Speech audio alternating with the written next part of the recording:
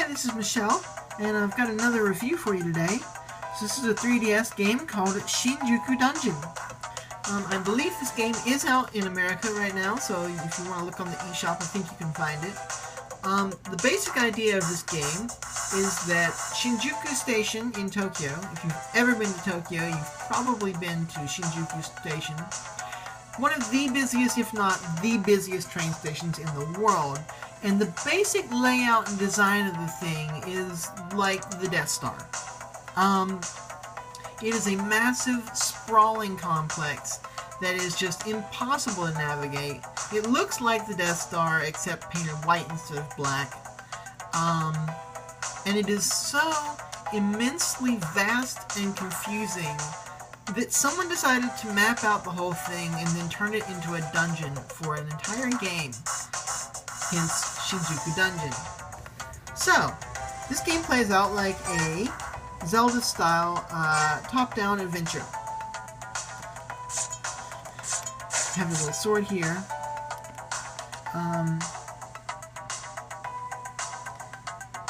And you go through the dungeon and you get little things to upgrade your ability to go through things. Like, you get paths to let you go through the these are the little train station, what are they called? Turnstiles kind of thing. They're little gates. And as you upgrade things and find items, you can get further and further in the station. Also, that's a healing. Also, Shinjuku Station has a million exits that lead up to different parts of the station, and then also train platforms. So these are the train platforms here. Sometimes you can go up one of these stairways and then you can get to another part of the dungeon by going back down to another platform. That one is actually got a barrier on it, so you can't. But yeah, it's designed like a dungeon, except you have actual Shinjuku train station layout to it. And the point of this game is that it's supposed to be confusing.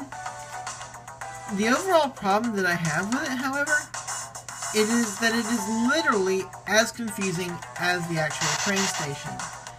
And I hate to say it, but it makes it hard to play. I mean, I get the concept is that it's supposed to be complex because the station is complex. But if you look at this map, what am I doing? Where am I going? Now, part of that might have to do with the language barrier too, because I am playing this game in Japanese.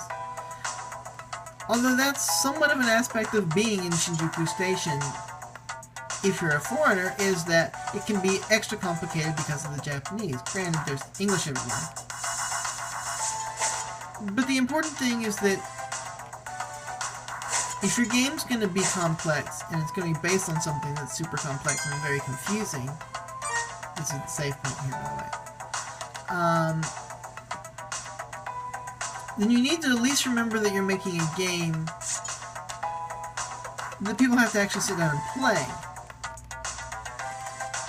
And if people can't actually play your game, it doesn't matter what you're referencing or how confusing what you're referencing is, because who's going to want to play it? Now, don't get me wrong. I haven't played enough with this game to figure it out completely, haven't looked at any guides online, and so on.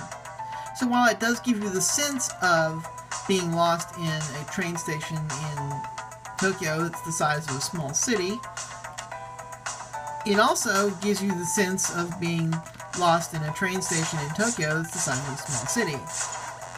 Its own gimmick is its own drawback.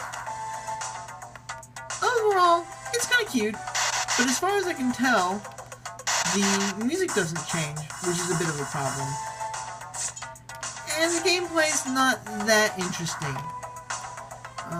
The last 3DS game I reviewed, Majin Shoujo, varied up the gameplay quite a lot.